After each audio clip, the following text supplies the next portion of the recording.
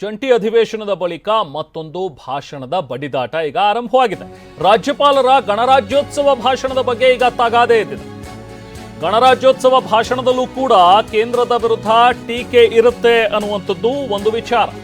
So ಕೇಂದ್ರ ಸರ್ಕಾರದ ನೀತಿಗಳನ್ನ ಈಗಾಗಲೇ ಟೀಕಿಸಿರುವಂತಹ ಸರ್ಕಾರ ಈಗಾಗಲೇ ಜಂಟಿ ಅಧಿವೇಶನದಲ್ಲಿ ಮಾಡಬೇಕಾದಂತಹ ಒಂದು ಭಾಷಣದಲ್ಲೂ ಕೂಡ ರಾಜ್ಯಪಾಲರಿಗೆ ಕೆಲವೊಂದಷ್ಟು ಕೊಟ್ಟಂತಹ ಒಂದು ಭಾಷಣದಲ್ಲಿ ಕೇಂದ್ರದ ನೀತಿಗಳ ಬಗ್ಗೆ ಟೀಕೆ ಇತ್ತು ಅನ್ನುವಂಥ ಒಂದು ಕಾರಣದಿಂದಾಗಿ ನಾನು ಈ ಭಾಷಣವನ್ನು ಫುಲ್ ಓದೋದಿಲ್ಲ, ಇದನ್ನು ಕರೆಕ್ಷನ್ ಮಾಡಿ ಅಂತ 11 ಪ್ಯಾರಾಗಳನ್ನು ಕರೆಕ್ಷನ್ ಮಾಡಿ ಅಂತ ಹೇಳಿದ್ರು.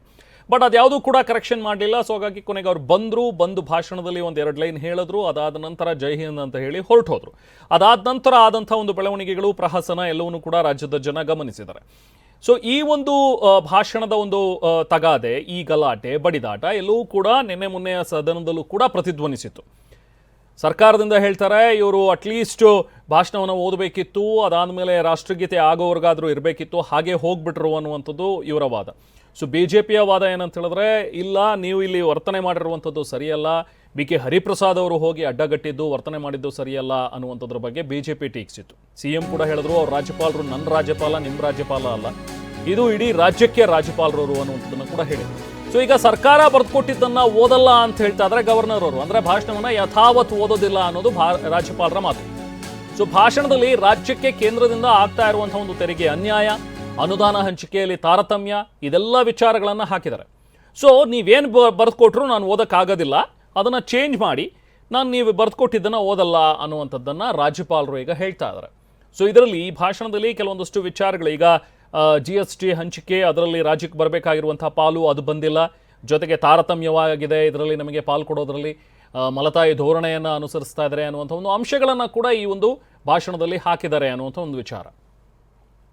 ಹೆಚ್ಚಿನ ಮಾಹಿತಿ ನಾವು ಪ್ರತಿನಿಧಿ ಹರೀಶ್ ನೀಡ್ತಾರೆ. ಹರೀಶ್, ಈಗ ಜಂಟಿ ಸದನವನ್ನು ಉದ್ದೇಶಿಸಿ ಮಾತಾಡುವಾಗಲೂ ಕೂಡ ಕೆಲವೊಂದಷ್ಟು ಪ್ಯಾರಾಗಳನ್ನು ತೆಗಿಬೇಕು, ನಾನು ಇದನ್ನು ಭಾಷಣ ಮಾಡೋದಿಲ್ಲ ಅನ್ನುವಂಥದ್ದನ್ನು ರಾಜ್ಯಪಾಲರು ಹೇಳಿದರು. ಬಟ್ ಅದಾದ ನಂತರ ಆದಂತಹ ಬೆಳವಣಿಗೆಗಳನ್ನು ನಾವು ಕೂಡ ಗಮನಿಸಿದ್ದೀವಿ. ಈಗ ನೆಕ್ಸ್ಟ್ 26ನೇ ತಾರೀಕು ಗಣರಾಜ್ಯೋತ್ಸವ.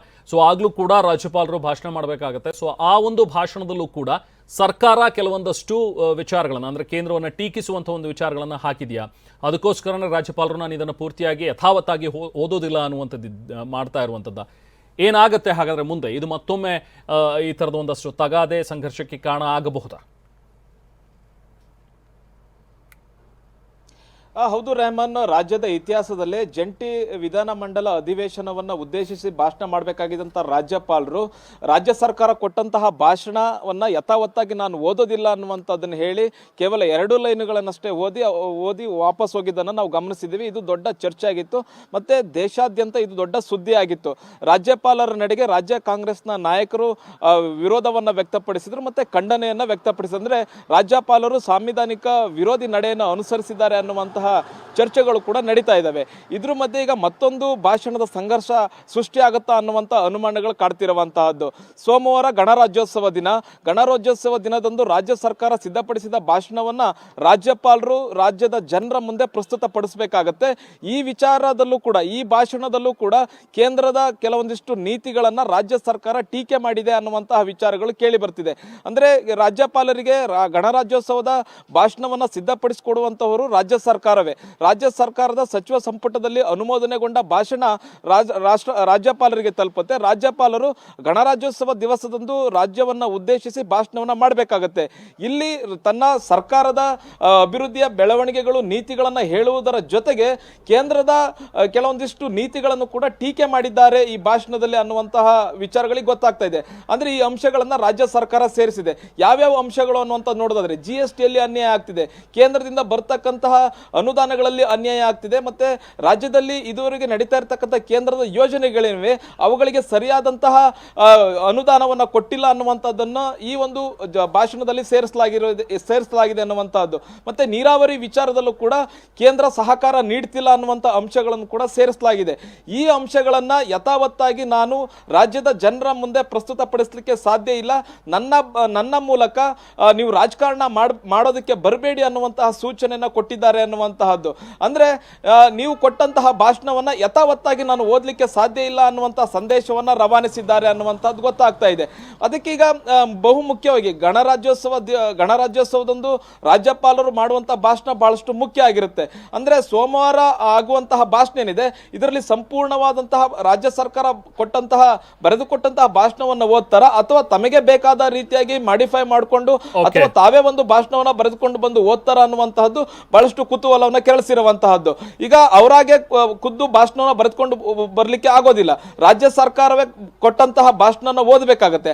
ಅದರಲ್ಲಿ ಅವರು ಯಾವ ಅಂಶವನ್ನ ಬಿಟ್ಟು ಓದ್ತಾರೆ ಅನ್ನುವಂತಹದ್ದು ಬಹಳಷ್ಟು ಕುತೂಹಲನ ಕೇಳಿಸಿದೆ. ಇದು ಮತ್ತೊಂದು ಸುತ್ತಿನ ಸಂಘರ್ಷಕ್ಕೆ ಎಡೆ ಮಾಡಿಕೊಡುವಂತಹ ಸಾಧ್ಯತೆ ಇದೆ. Rehman. Yes, thank you Harish. ಇನ್ನು ಸಿದ್ದರಾಮಯ್ಯ ಭೇಟಿಯಾಗಿದ್ದಾರೆ MLC BK ಹರಿಪ್ರಸಾದ್ ಅವರು. ಕಾವೇರಿ ನಿವಾಸದಲ್ಲಿ ಸಿಎಂ ಮತ್ತು BK ಹರಿಪ್ರಸಾದ್ ಇಬ್ಬರು ಕೂಡ ಚರ್ಚೆ ಮಾಡ್ತಾ ಇದ್ದಾರೆ. ರಾಜ್ಯಪಾಲರ ನಡೆ ಬಗ್ಗೆ ಖಂಡಿಸಿದ್ರು BK ಹರಿಪ್ರಸಾದ್ ಅವರು. ಹಾಗೆ ಮೊನ್ನೆ ನಡೆದಂಥ ಒಂದು ಸೆಷನ್ ಏನು ಆರಂಭವಾಯಿತು ಆ ಸಂದರ್ಭದಲ್ಲಿ ರಾಜ್ಯಪಾಲರು ಭಾಷಣ ಮಾಡಿ ಹೋಗ್ತಾ ಇದ್ದಂಥ ಸಂದರ್ಭದಲ್ಲಿ ಅವರನ್ನ ತಡೆದ್ರು ಹೋಗಿ ಹರಿಪ್ರಸಾದ್ ಅವರು. ಹೀಗಾಗಿ ಅವರನ್ನ ಅಮಾನತು ಮಾಡಬೇಕು ಅನ್ನುವಂಥದ್ರ ಬಗ್ಗೆ BJP ಕೂಡ ಈಗ ಪಟ್ಟು ಹಿಡಿದಿದೆ. ಯಾವ ಹಂತಕ್ಕೆ ಹೋಗಿದ್ದಾರೆ BJP ನಾಯಕರು ಮಾತಲ್ಲಿ ಅಂತ ಹೇಳಿದ್ರೆ, BK ಹರಿಪ್ರಸಾದ್ ಅವರು ಯಾವ ರೀತಿಯಾಗಿ ಅಲ್ಲಿ ಮುಂದಾದರು ಅಂತ ಹೇಳಿದ್ರೆ, ಅಲ್ಲಿ ಮಾರ್ಷಲ್ಗಳೇನಾದರೂ ಇಲ್ಲದೇ ಇದ್ದಿದ್ರೆ ಅವ್ರ ಮೇಲೆ ಹಲ್ಲೆ ಮಾಡಿಬಿಡ್ತಾ ಇದ್ರು ರಾಜ್ಯಪಾಲರ ಮೇಲೆ BK ಹರಿಪ್ರಸಾದ್ ಅವರು. ಸೊ ಹಾಗಾಗಿ ಅವರ ಒಂದು ನಡೆಯನ್ನು ನಾವು ಖಂಡಿಸ್ತೀವಿ, ಜೊತೆಗೆ ಅವರನ್ನು ಅಮಾನತು ಮಾಡಬೇಕು ಸೆಷನ್ನಲ್ಲಿ ಈ ಪರಿಷತ್ನಿಂದ ಅನ್ನುವಂಥದ್ರ ಬಗ್ಗೆನೂ ಕೂಡ BJP ಅವರು ಆಗ್ರಹಿಸಿದ್ದಾರೆ.